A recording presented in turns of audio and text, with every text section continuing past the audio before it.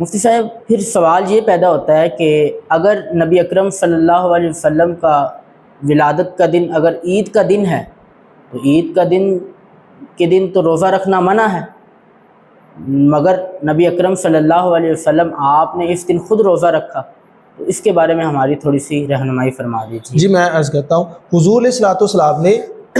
اپنی ولادت کی خوشی میں عید کے دن پیر کے دن آپ روزہ رکھا کرتے تھے، اور اس کی وجہ آپ نے یہی بیان کی چونکہ میں اس دن پیدا ہوا۔ اب یہ ضروری نہیں ہے کہ جو عید کا دن ہے اس عید کے دن روزہ نہیں رکھا جا سکتا، جیسا کہ میں نے گزشتہ ویڈیو میں بیان کیا کہ جمعہ کا دن جو ہے وہ عید کا دن ہے، تو اب آپ ہی بتائیں مجھے، کیا جمعہ کے دن ہم روزہ نہیں رکھتے؟ رمضان المبارک میں جب جمعہ آتا ہے تو ہم اس دن روزہ رکھتے ہیں۔ اگر کوئی بندہ صوم داؤدی رکھ رہا ہے تو جمعے کے دن اگر اس کا روزہ آ جاتا ہے تو وہ روزہ رکھ سکتا ہے، مطلب جمعرات کی اس کی چھٹی ہے، افطاری ہے، تو جمعہ کے دن وہ روزہ رکھ سکتا ہے۔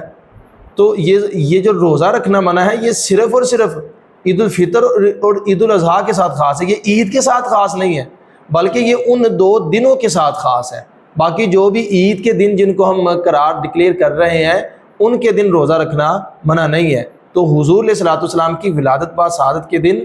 اگر کوئی خوشی کا اظہار روزہ رکھ کے کرنا چاہتا ہے تو یہ بھی جائز ہے۔ اصل تو یہ ہے کہ ہم نے نیک کام کرنا ہے،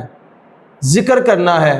اور روزہ بھی ذکر کی ایک قسم ہے، تو روزہ بھی رکھ سکتے ہیں، نوافل بھی پڑھ سکتے ہیں، قرآن خوانی بھی کی جا سکتی ہے، محافل کا انعقاد بھی کیا جا سکتا ہے، لنگر بھی تقسیم کیا جا سکتا ہے، اور حضرت جبرائیل امین کی سنت پر عمل کرتے ہوئے جھنڈے اور جھنڈیاں بھی لگائی جا سکتی ہیں۔